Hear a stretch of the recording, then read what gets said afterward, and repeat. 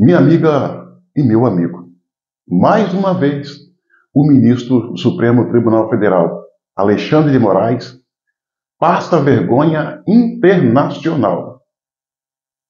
Ou seja, tomou uma medida nessa última quarta-feira, dia 23 de abril, que mostra claramente que ele arregou e teve que voltar atrás em uma decisão tomada anteriormente, que era completamente fora da realidade. O que é que eu estou falando? Vamos reportar. O ministro Alexandre de Moraes, via Supremo Tribunal Federal, havia pedido a extradição do jornalista Oswaldo Eustáquio, que se encontra autoexilado na Espanha. O processo de extradição do Oswaldo Eustáquio foi analisado pela Procuradoria-Geral da República Espanhola, que negou. Foi analisado pela Justiça, na instância inferior, que também negou a extradição. Então, diante dessas duas negativas, o ministro Alexandre de Moraes, via Supremo Tribunal Federal, resolveu pedir a extradição à Suprema Corte Espanhola.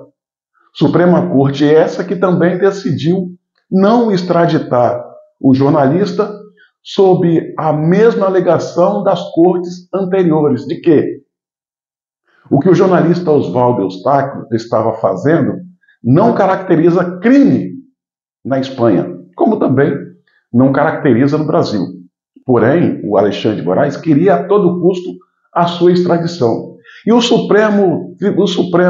Suprema Corte Espanhola disse ainda que o comportamento do governo brasileiro, entenda Supremo Tribunal Federal / Alexandre de Moraes, estavam agindo de forma a perseguir politicamente um jornalista que não cometeu crime algum.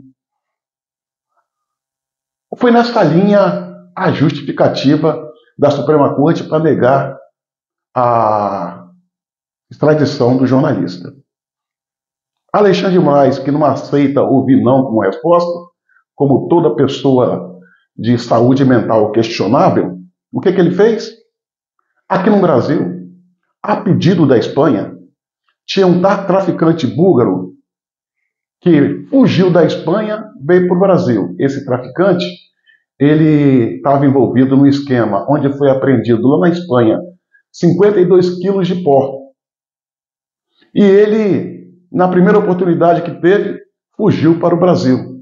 A justiça espanhola pediu a prisão desse búlgaro traficante e a sua extradição para a Espanha. Extradição essa que já tinha sido aprovada pela justiça brasileira.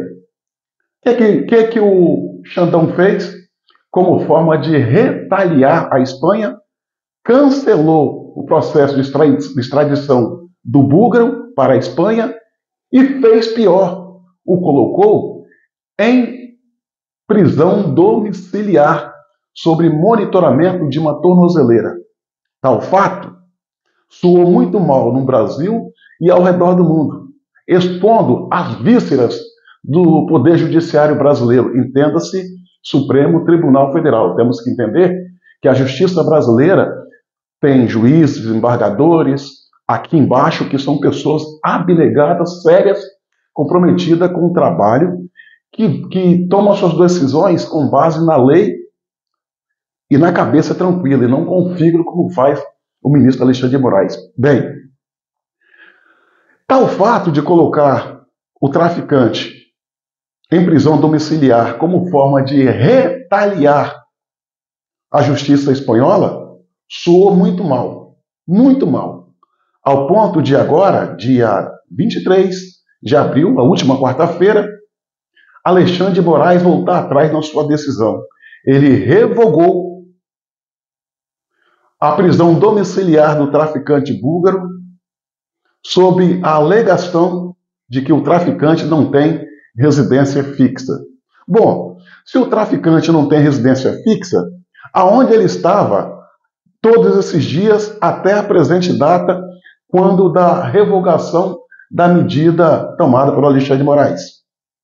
Estranho, né? E uma outra coisa, para tomar uma medida de conceder prisão domiciliar para um apenado ou investigado, é preciso, de forma prévia, que o apenado ou investigado tenha residência fixa, reconhecida. Mas não. Alexandre de Moraes, segundo ele, o colocou em prisão domiciliar, mas só agora foi descobrir que ele não tem residência fixa. E por essa razão, voltou atrás em sua decisão, trazendo novamente o traficante para cumprir a pena num sistema fechado. Senhoras e senhores, isso é loucura. Um ministro do Supremo Tribunal Federal, da nossa mais alta corte, agir desta forma é um misto de infantilidade com crueldade, quem sabe com debilidade mental. Não é normal. Já pensou se esse traficante foge? O problema diplomático que traria para o Brasil e a Espanha, muito além do que já está, porque Alexandre de Moraes acabou causando uma rota de colisão entre esses dois países, desnecessariamente, e sem nenhuma base legal. A questão, senhoras e senhores, é muito delicada.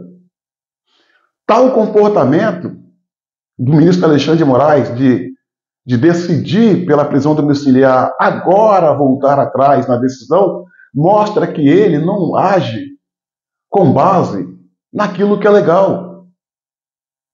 Ele age com o fígado, movido pelo ódio, pela raiva, pelo espírito de vingança, pela emoção.